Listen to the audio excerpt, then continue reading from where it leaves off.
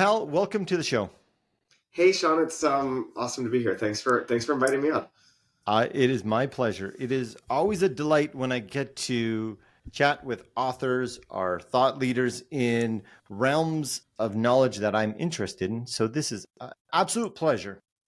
Excellent. I thought we would start with a question that might help our listeners understand a bit about your background. Mm.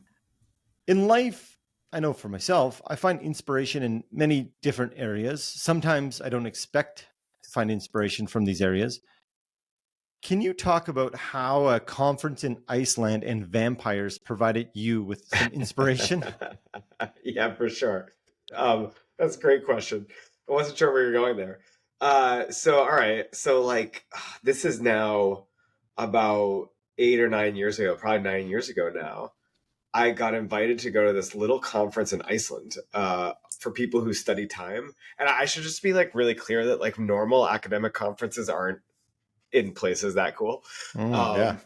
Um, and so I was like, you know what? I think I have to go to this. And I was actually able. My wife was able to go too, and so this very funny thing where for someone who studies how people think about the future, what I hadn't anticipated was that going to a conference is all about being inside a room. And we get there, and like my wife and I have like a day on the ground, and then like the conference starts, and she's like, I'm gonna go like do some sightseeing and all this stuff. And then I'm like, wait, oh no, like I'm in this conference room. No, it was at the Blue Lagoon Spa, which is pretty funny. And I'm sitting in this conference room, and my wife is like out exploring the most insanely gorgeous country. And I'm in this little room that I could be in like anywhere in the United States, save for the fact that I know there's this like hot springs outside. And my mind is kind of wandering. And the first speaker comes on, L.A. Paul. She's this philosopher.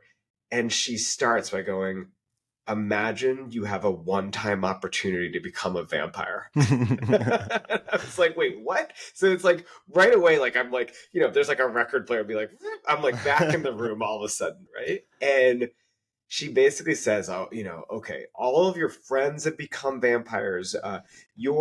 They tell you it's amazing and it's like meaningful, and they think you would love it because you like to wear dark clothes and you like to stay up late at night and you have exotic food taste and all this stuff. And she goes, but once you become a vampire, you can't undo the decision. It's like you're always a vampire. And she basically says, so how do you decide to do it? Because you can't know what you don't know, and you can't know how your preferences will change once you step into this new role. Like you think you know what it's like to be a vampire because your friends have done it, but like you don't really know how you'll change. And she's talking about this, and like as background, like 3 days before we left on this trip, we found out that my wife was pregnant. And I'm sitting in the back of the room simultaneously now super engaged and also having this like anxiety attack because I'm like, she's talking about becoming a parent. This is just like what if I'm not good at it? What don't I know that I don't know? And I'm going, and then she stops and goes, no, of course I'm talking about becoming a parent. Oh.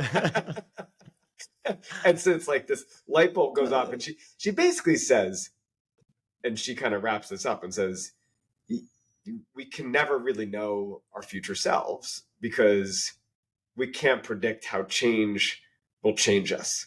You don't really know how all the different changes that happen with some sort of transition will impact your feelings and your preferences until you actually go through it. And you can anticipate it. You can try to think you'll know it, but you won't really until you go through it. And that to me was so profound.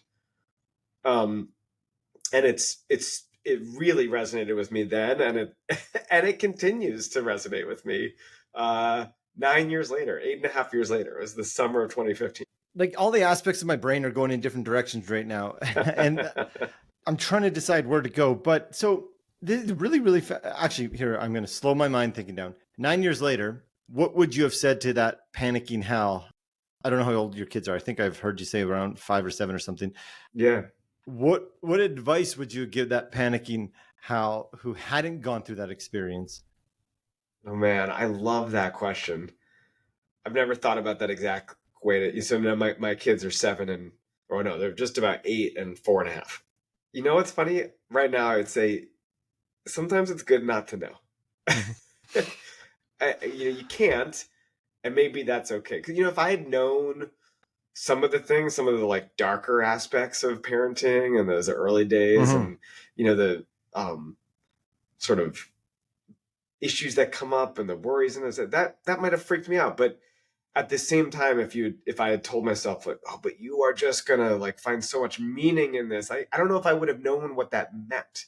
Mhm. Um, and so instead to sort of say, well, you can only think so far ahead, but what matters is to try to be present there. That's probably what I would have wanted to hear. And it's funny now because I'm thinking about this, and Mhm. my Mhm. mind, where I'm going right now, is wondering what what would I be saying if you and I had this chat in 10 years about right now? Like I don't know Mhm. what's going to happen. I Mhm. mean, parenting wise, that's what we're talking about, but of course that could apply to so many other things. And what would I want to know? What wouldn't I want to know right now about the next 10 years? And it's such a difficult question to grapple with, but at the same time it feels somehow like a little calming and a little bit more grounded to say like, well, there's only so much you can know, but what you can do is to try to just be in it, and be present right now. The last be present or be in it and be present. It really speaks to me, and I have a 7 and 5 year old. So Oh, that's I awesome. Okay. yeah I think if someone would have given me images of me in the middle of the night changing really poopy diapers and no Yes. sleep, I would have stayed in Iceland. But but to your point, yeah, no one could ever tell me what this meaning was.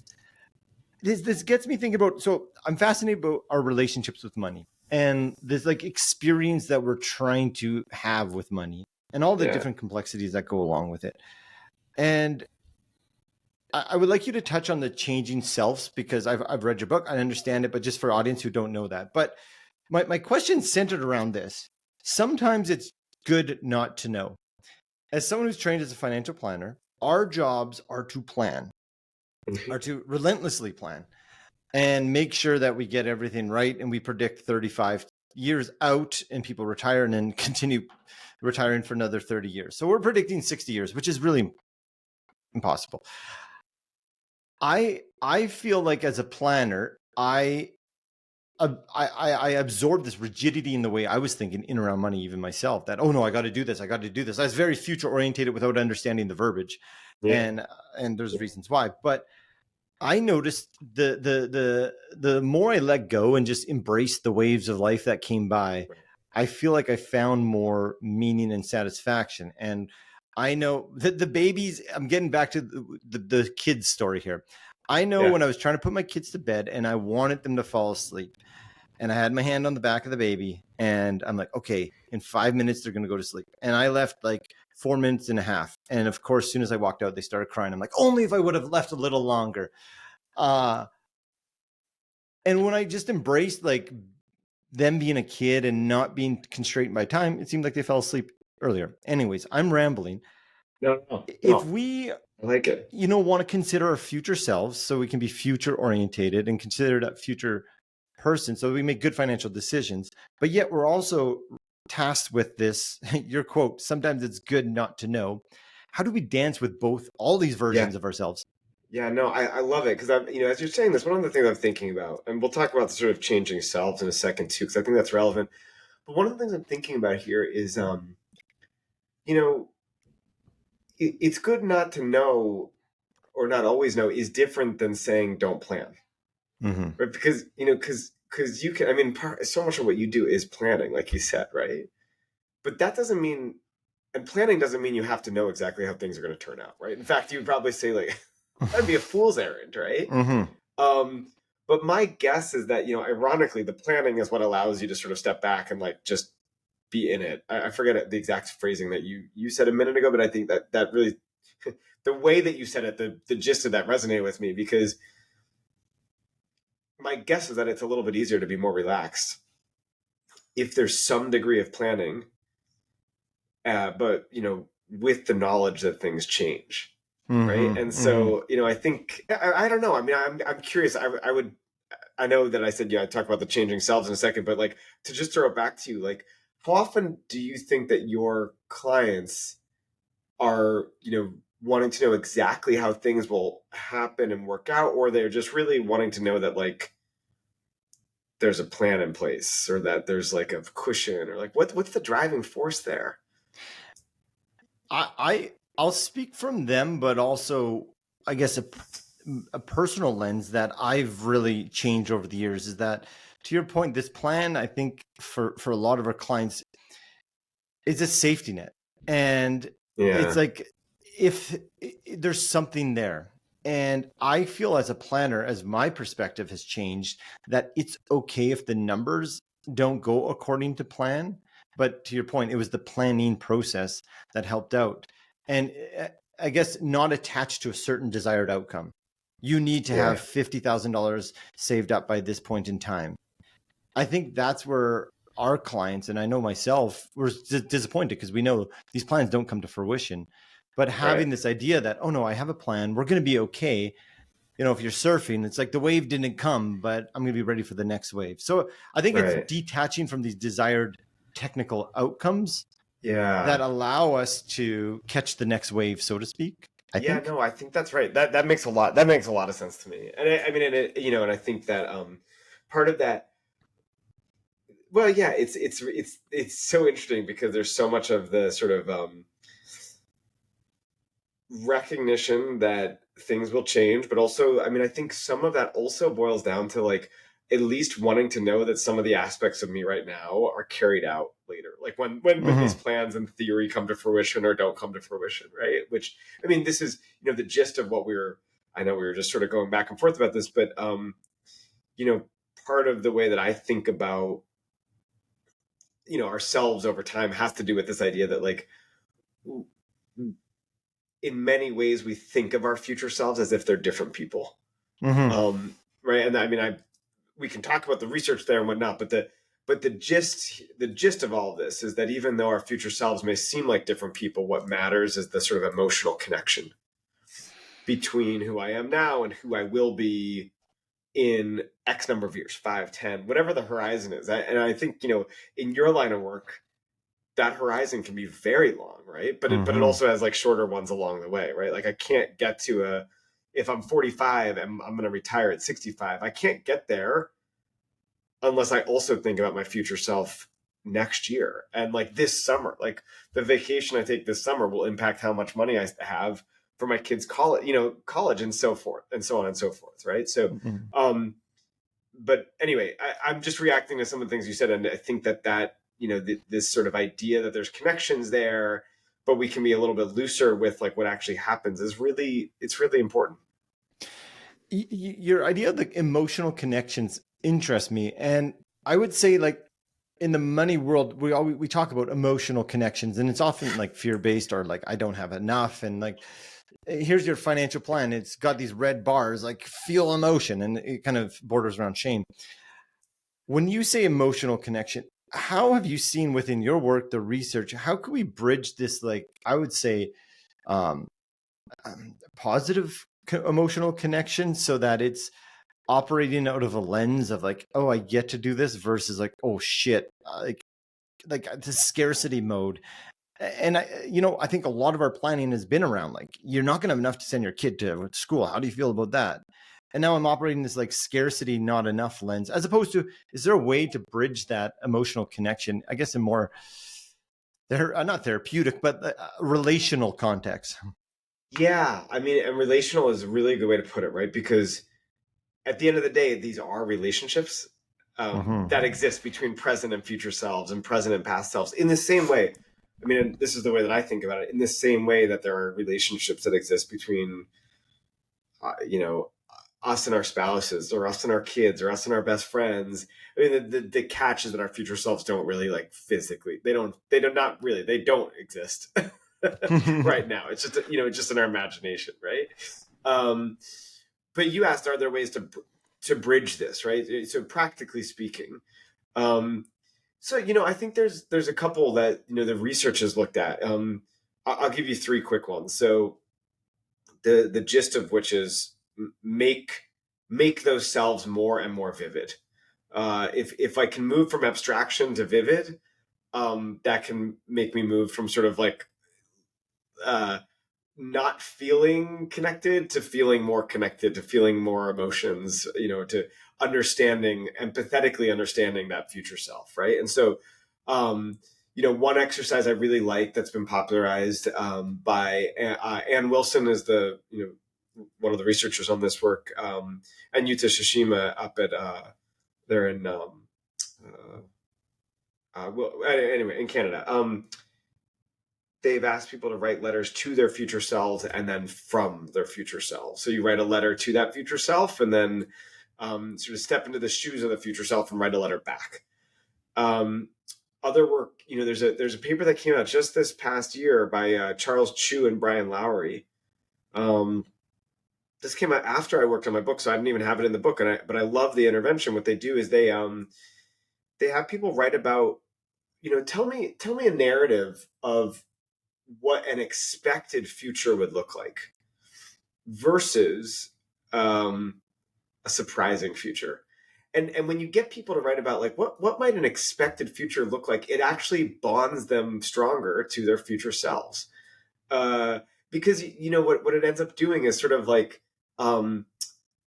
cuts away the sort of like noise that if you get me to think about the future, just generally speaking, now my mind goes into these places of like, well, what are all the crazy things that could happen that I can't control, like another pandemic, or inflation suddenly starts rising even more, and so on and so forth. Maybe I'm just revealing my own sort of like anxious and neurotic personality, but if I say an expected future, well, now it's like it like almost like turns the volume down a little bit, like just makes things a little bit more calm and a little bit more stable.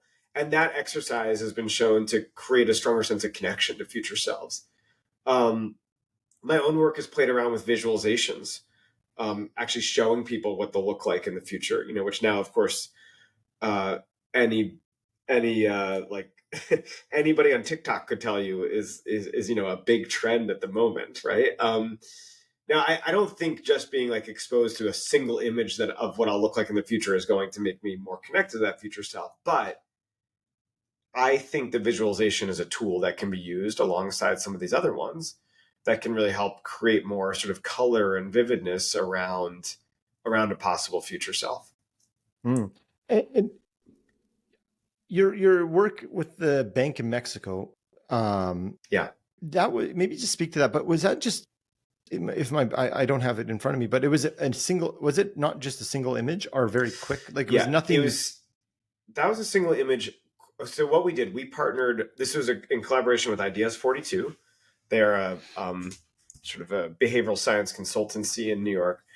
And we partnered with a large bank in Mexico and sent out email blasts to close to 50,000 customers. Half of them got a series of standard messages, imploring them to save more for the future.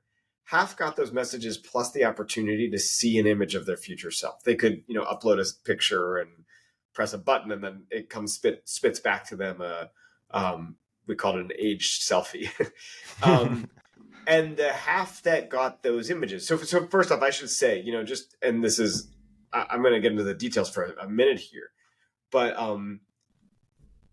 anytime you try to do a campaign like this, the conversion's pretty low. You probably know this, right? It's just if I shoot out an email to 50,000 people and I'm a bank, like I don't expect that many people to. I mean, think about how many times you respond, right? So yeah. What we end up finding is that there's a low base rate in terms of the people who actually make a contribution to their, called a 401k, but this is a personal pension in Mexico is what it's called.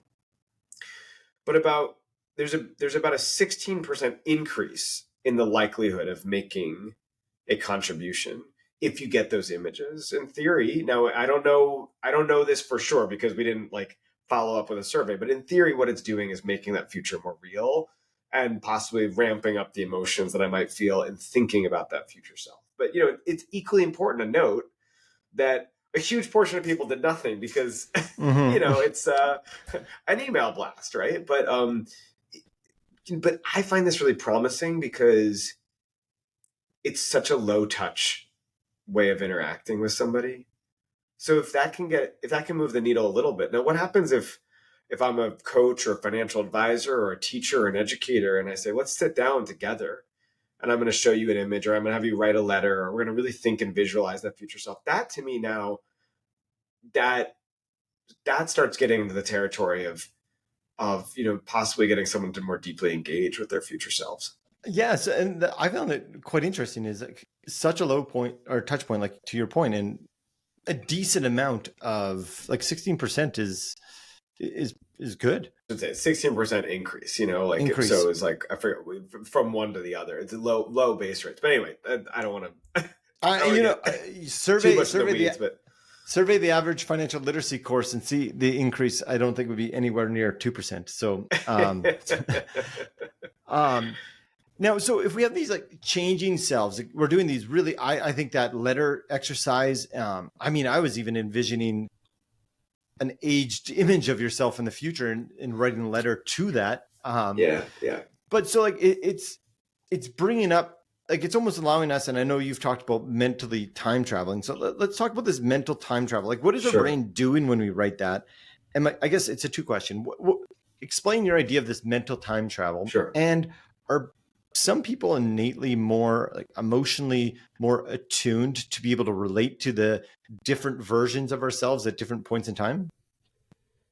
These are great questions. So, okay, first off, just to make sure everyone's on the same playing field. Mental time travel. That sounds it sounds so like sci-fi when I say it out loud, but I mean, if you think about time travel as traveling through time, right?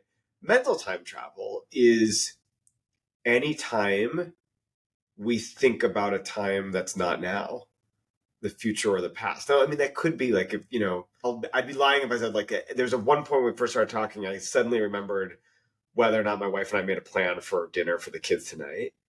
And I just want to say I was fully attentive, but I had that quick thought, right? And in a way, that's mental time travel because I jumped ahead and I thought, what's going to be like when we get home later? Am I going to be racing around, or is there something that? Oh, I remember we do have a plan. That's a form of mental time travel. There are other, much longer term forms, right? Like if I think ahead to retirement, if I think back to my childhood, if I think about, my dad and and his birthday, and then that makes me think about how my kids will think about me when I'm his age. And I mean, it gets really complicated really fast, right? The reality is that we're really good at mental time travel in so much as we can do it, right? Like in terms of like if you look at species, if you look at all the animal species, I think I'd put a lot of money. I'd make a bet that we are the most sophisticated at mental time travel. There's debate about whether other animals can do it, and in fact, I think some have convincingly said, like, if a bird stores food for another time, like that's a form of mental time travel. We're sophisticated in our ability to do it, but we don't always do it that well. In so much as, uh, you know, if I regret a decision I made earlier because now I'm facing the consequences, you could argue that maybe I could have sharpened my mental time traveling skills and made a different decision. Right now, you asked another question, which was like, are some people sort of innately better at this than others? I don't know if it's I don't know if I would say like sort of innately one way or the other, but one of the things we do know um, is that people differ. People exist along a continuum in terms of how much they relate to their future selves. Um, One of the things we know from neuroscience research is that is the future self is seen as another person in the brain. So in other words, the brain activity that comes about when you think of a future self, it looks like the activity that comes about when you think of another person. But there's differences between people on that. So some people have like a really big gap in the brain where that future self, almost looks the same way that you would, visualize a stranger. And other people, when they think of the future self and they're getting scanned and we're looking at their brain, the activity looks a little bit more like the way that they would react to a best friend or a kid or a parent or themselves right now. So, in other words, I don't know if I'll go so far as to say that we're sort of innately different because there's environmental experiences, of course, that shape the way that we relate to our future selves. And I'd really want to know, like, if I were to track somebody over time from when they were born, like how would their relationships with their future selves sort of unfold, and do different people start at different baselines and so on. But generally speaking, people are on a continuum here. I would suspect the more we engage with future orientations of ourselves, I think the more compassionate we would become To our future selves. to our future selves. Yeah. Yeah. Or I guess even to both. Because like, I guess Yeah. where I'm thinking is like, for myself, well, I actually talked about our interview today with my physiotherapist this morning. I like running. I have arthritis in my hips, and I sometimes get flare-ups when my excruciating pain, but I go get some needling and it releases. And I always am supposed to do these ball exercises to roll this ball into my hip joint. But when the pain goes away, I just don't do it. I just run. And I was like, hopefully, he's like, you only come in here when you need like intense help. He's like, are you doing your exercise? Like, no, I'm not. And I said, hopefully today, Hal can get me to convince myself that I should roll for 10 minutes so that my future self doesn't feel this pain. But I guess I digress from that. It seems like my current self, the compassion question came from this, is that my current self is one always giving for my future self. Yeah. So that's where like that, I guess the compassion lens was coming from, is how do I convince my current self that you're doing a good job and I know you're always giving, but at someday this will even out. You know what? I love that. Look, you and I have some similarities, right? And I really love running too. And then I get IT band syndrome. It's really stiff, and then if I don't stretch the right way, then it's like I can run a certain amount and then I injure myself, and then it's longer until I can run again, right? But if only I were to do the right stretches and the right exercises, you know. And so what's so interesting here is that I think, you know, yes, of course, there's some compassion for the future self, but there's also another, you know, issue that arises, and you put your finger on it, which is that it's current me who's always sacrificing for future me, right? So if you want to go on that run, before you do it, you've got to spend the 10 minutes doing the ball exercise. And like, that's not nearly as rewarding as going on the run, or like just getting there. You don't have the time. I'm sure you and I have the same set of excuses for why not to do it, right? You know, and so part of it to me is like wondering, how can I make it more likely that I'll do that? Like, do that exercise. Sure. Let's ramp up the compassion. Maybe that'll help a little bit. But then is there a way to make that pain point, that sacrifice from the future self, a little bit less like a sacrifice, less like a pain point? Like, is there a show you're watching that you'll only let yourself watch while you're doing the ball exercise, right? Katie Milkman calls this temptation bundling, where I bundle up a temptation, you know, with the pain, right? And then the pain is less painful, but I can't do the tempting thing, you know, unless I'm pairing it with the painful thing, right? You know, something else that comes to mind, it's a new project I've been working on with my collaborator here at UCLA, Ali Lieberman. We're trying to motivate people by reminding them that one day they won't be able to do X thing the way that they can now. You know, I'm not trying to say like, oh, one day you'll die, like, but like it's funny, right? Because I mean, I remember, you know, this is so, in a way, so cheesy, but I remember taking like a Peloton workout and the trainer said something like, you know, you don't have to go on a run, you get to go on a run, you know? Yeah. And, you know, it was like, and I was like, oh, this is so, it's like something that'd be like on a poster in a gym. Yeah. And yet I was like, you know, it's such a good point, right? You're so lucky that you get to be able to do this. You have the time, the mobility, like all those things, right?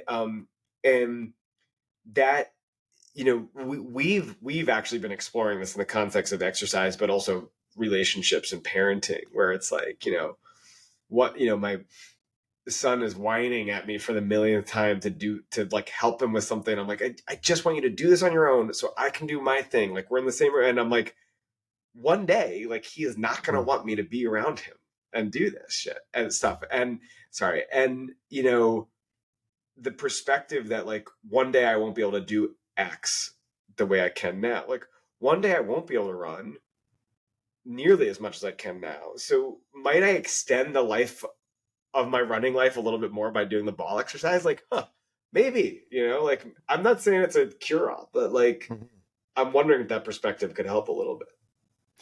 I feel like it would help a lot. Actually, the other day, I play men's league hockey. We with a bunch of guys we used to play junior hockey with, and our games are at 10 o'clock at night now. And I was just complaining, like, I'm so tired. Like, I usually skip them.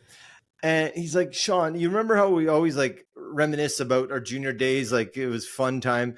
And he's like, when we're 50, we're going to be doing that about this. I'm like, that's true. So it's Yes. to your point of saying, Yes. like, I feel like, and I mean, the kids, I feel that all the time is like, when I frame myself, like, hey, they're not going to want to be around me one day. Yep. Um, Yep. 100%. oh, I was going to, oh yeah. So this gets me thinking about end of something. And you said not to make it about end of life, end of mortality, but No, no, no. Yeah. have you like, I think it's quite motivating actually. Like, I guess the stoic way of thinking is um end of life is a thing. Like we die. Yeah. And end of picking your kid up for the last time, end of men's league hockey. Yeah. We Have die. you and we die. Punchline. But I guess it goes into, you've talked about time expenditures as well. We have a finite amount of time, like 80 whatever years, 90, it doesn't matter how many years. How, if at all, have you looked at forms of end of something, maybe end of life, but can this be a motivating factor for us to mental time travel to be like, okay, I guess I'm kind of answering my question is we've kind of talked about this, but have you done any research on end of life or end of being able to do something? It's great. It's a great question. So there's a couple of things that come to mind.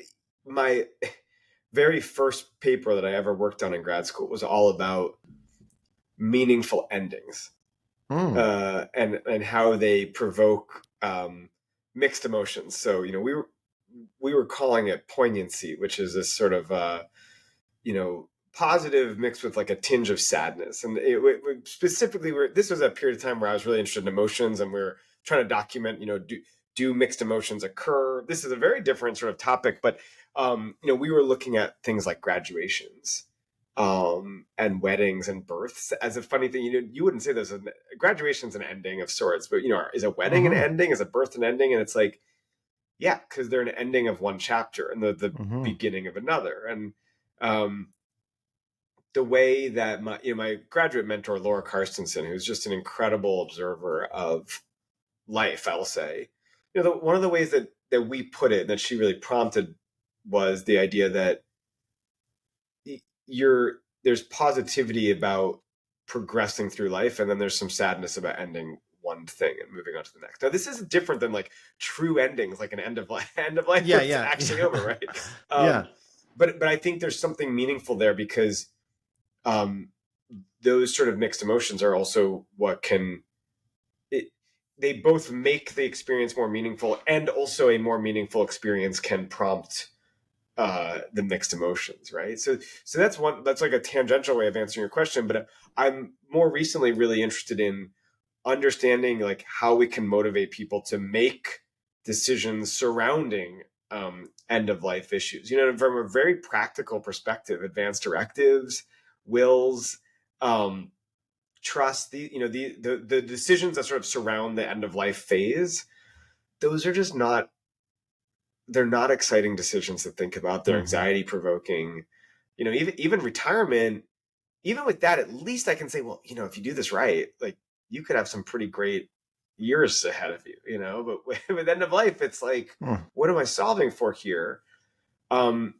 It's funny. I just tomorrow have a meeting with the director of our palliative care research network here at UCLA. Because one of the things we're trying to think about is how can we motivate people to fill out advanced directives online? What's the language we should use? What's the sort of like triggers we should think about? It's not a problem in my mind that's like the other problems that behavioral scientists try to address. Because, I try to get you to get a vaccine. I can try to get you to sign up for a savings account. Those are like often single shot decisions that are not so heavily burdened by feelings of sort of like existential questions and mortality and whatnot, right? So I don't have an answer yet, but this is also in collaboration with a guy named Joey Reef, who's an old student of mine, who's just really thoughtful. One of the ideas he came up with was like, maybe we should imply that you have to make this decision. You can't force someone to, but maybe we should imply like, oh, this is something you should do before your next doctor's appointment. not manipulating, just sort of saying like, it's almost like Mm-hmm. a little bit of a, it's not quite a default, but it's like a strong suggestion. Um, because the research shows that people with clear end of life plans, um, or clear, or let me say this differently. Clear end of life plans are associated with better deaths, Mm. both for the dire and the loved ones. Right? When you hear these stories about loved ones who are not only dealing with the grief of losing their parent or spouse, but then also they're dealing with all of the administrative hassle, and then the worry that the person didn't leave the world behind in the way that they would have wanted to, and all those questions, which I'm not saying it's so simple that if we just have a simple advanced directive it solves everything, but it goes a long way. Oh, it's certainly. I mean, I live in Canada, and I've seen so many times that there's issues because many different facets of estate planning haven't been put in place. Child Yeah. or guardianship of a children is a big Oh one. yeah. Yeah. It almost makes me think that this idea of writing a letter, like yourself on the deathbed, writing a letter. Yeah, I Yeah. see you're about to say something. No. I was just gonna say, I totally agree. I mean, it's like, how do you get someone to do that? I think that's part of the thing, and I'd love to. It's a question I'm trying to grapple with and figure out. It's hard to figure out though. But Mm-hmm. yeah, I'm with you. And you mentioned retirement, how it can be maybe a little bit, I don't know the word you said, but I, I got the sense it's easier than this medical directive question. Yet when we think about retirement, this is a huge change. You talk of it's an ending of working. Um, I often think that we have false emotions, or emotions are creating a false sense of what retirement could be. Have you thought about how your work can be applied to making these decisions? A is like along the journey to retirement, but also B, making that decision on when is the right time to retire. It's I love this question. Yeah, so it's something I'm really trying to grapple with now. I don't. I should say I've thought about it and don't have an answer. Mm. I actually have a paper that came out, I think, uh, earlier this past year in 2023, with Suzanne Shu, Adam Greenberg, and Steven Spiller, some friends and colleagues, where we tried all different interventions to try to change someone's social security claiming date. This is on a U.S. sample, right? And then that's not the same decision as when to retire, because those two things, of course, don't have to be perfectly correlated. Mm-hmm. Um, but one of the things that we're finding is like having people write in more vivid detail about what the future looks like and what the like future others and future family looks like and whatnot. But but you're the question that I'm really excited about is like, what makes for a good transition?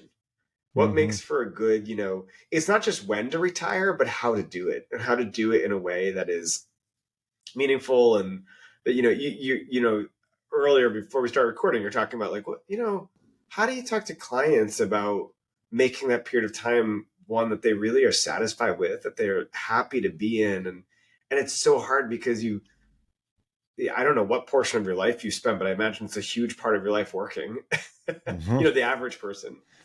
And then suddenly you go, and it's, I don't think, I think the old notion of retirement that you work and work and work, and then now you're golfing or sitting on the porch, like I doubt that reflects much of the sort of current reality, but I don't have the data on it. But I mean, it would be so interesting to me to say, well, what predicts that transition? What predicts that transition is done well? And then how can I implement those things in my own life, right? And when do I start thinking about it? I mean, there's got to be a million different questions there that would be Mm-hmm. relevant. But Do you have a um, hunch? yeah, I do. I mean, my hunch is that the people who do it well, and when I say do it well, I mean the people who either maintain their level of happiness or increase in it, right? I mean, because this is another question of what does it mean to do well. My hunch is that there are people who um, have an identity that is probably not 100% wrapped up in what they do. They have other interests. And my guess is that they take pleasure in the people that they're around and seek out ways to be around those people, right? My father-in-law, so he's been retired for a while now, and he had, I was asking about this over the holidays, and he said, he was an executive at a seasoning company here in Los Angeles, and he said, if I didn't run Lowry's season salt, he said, if I didn't run Lowry's, somebody else would have. Now then again, it was a huge part of his identity. He loved his job. But I thought that was so interesting because you can both love your job and have it be a part of your identity, and also have the sophistication to recognize that somebody else would have done it too. So if that's the case, I might as well also have other things that define me.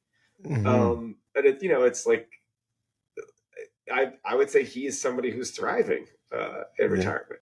I got a good question. Well, I think a good question for me about that. But did you say Lowry's seasoning salt, like the red canister? Yes. Oh, You know it. I remember Right. cheese toast. My mom would put that on there, and it was so good. Wow, that's awesome. That was a staple in our house. It was, you just get the Lowry salt, or how did you pronounce it? Lowry's, but I mean Lowry's, yeah. That's so I haven't funny. heard that for like 20 years. Oh my gosh, he worked. That was his first job out of college, and he went all the way up, retired as president. Really? Yeah. Is it still around? It's still around. Yeah, it's well, our house certainly is always stocked. Have you ever had a cheese toast with it? No, but now this is it's so funny because everybody has their different. I put it on hamburgers, but now you say that, I'm like, well, that's an interesting idea. You'll have to try it.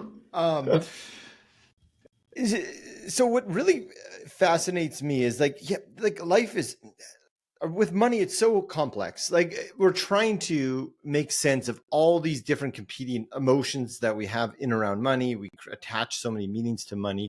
But what you said around retirement really resonates with me, is that people who have can detach the sense of self from what they did in working up to retirement, is what I've seen.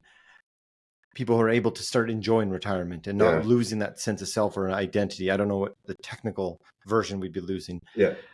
How, knowing that we have these changing selves, how does that relate though to our identity? So if we have these changing sense of selves, how does it relate to identity? Yeah, it's so interesting. It's a fascinating question.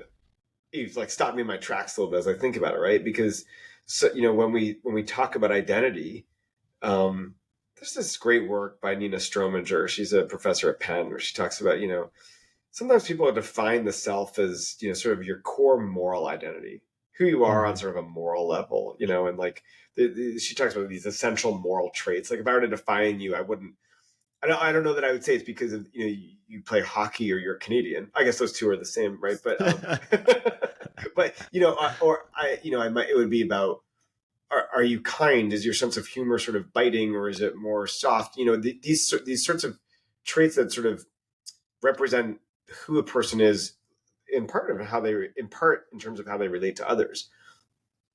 And so now I'm thinking about this and wondering, if my identity, if it should be more that, as we start thinking about ourselves changing over time. And maybe that eases the tension involved in transitioning, right? Transitioning from sort of working life to retired life or whatever. I mean, this is just sort of exploring and speculating. But if I do define myself in terms of what I do rather than sort of who I am, then I would imagine it makes it a lot harder, right? To make that transition. And it's making me think about these. I really like the letter idea. This thought experiment is when I'm writing that letter, even taking an angle of writing myself, like, hey, what would I like you to know about life or living a good life? I've often thought about, if I'm 90 years old, what do I write to myself today to say, hey, this is what I learned to have a happy, healthy life. It seems to then start putting that, I guess, identity or that self back to me, as opposed to like, I am this person. Or I think it brings us to the broader context that, wait, no, life is like, I guess, in ourselves. And I'm rambling here, but we talked earlier about that planning. And I find that for myself, when I started to do more of these thought experiments, that I started to uncover what was meaningful in my life. You mentioned around people that are enjoyable, and it allowed me to detach from those expected outcomes my financial plan had. But I kept planning because it gave Right. me that security, and it let me like embrace this unfolding of life as it happened because I was confident that I had a plan in place. Yeah, it gave you that sort of like cushion. Yeah. But I think doing your like these letters allowed me to get to that position. And so that's my Yeah. ramble. That's great. I love it. One point on that is a friend of mine. We wrote an album about my money story, and we like a full length music album. That's awesome. And one of the lyrics, I'm like, wow, this really kind of goes towards what we're talking about in your work. But the lyric is, "The future is a gift, but somehow we find our treasure in the here and now." Oh, that's cool. I love that. So, but that's the thing that fascinates me. So I guess what is your take on like understanding like the future self? It's important. It gives us perspective. It helps us make better decisions for our future. But today is the only day I actually live. Yeah, no, I think it makes so much sense because um, I feel like there's a number of quotes I've seen about the what is it the years of our lives, the days of our lives add up to the years of our lives, something like along these lines. I'm butchering the quote. Let me strike that and go back a second.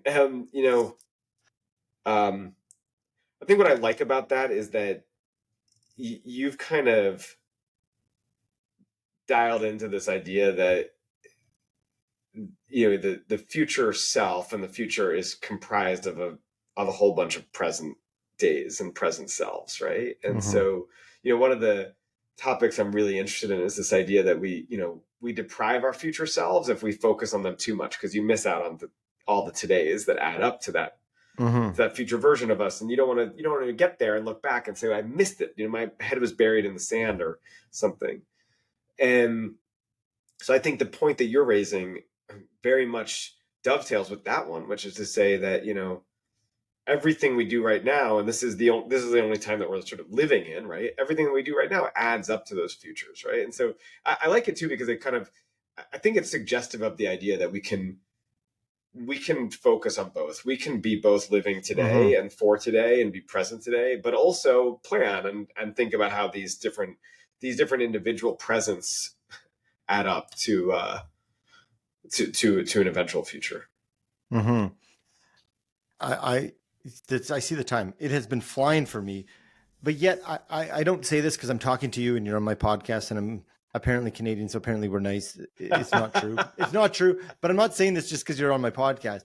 Your work actually has helped me, I guess, continue to steer my ship in the direction that I think is It's good. worthwhile by pulling myself out to the future orientation. Because I think I went from a planner, always future orientated, then being like Yeah, COVID kind of like brought me. I'm like, no, live now.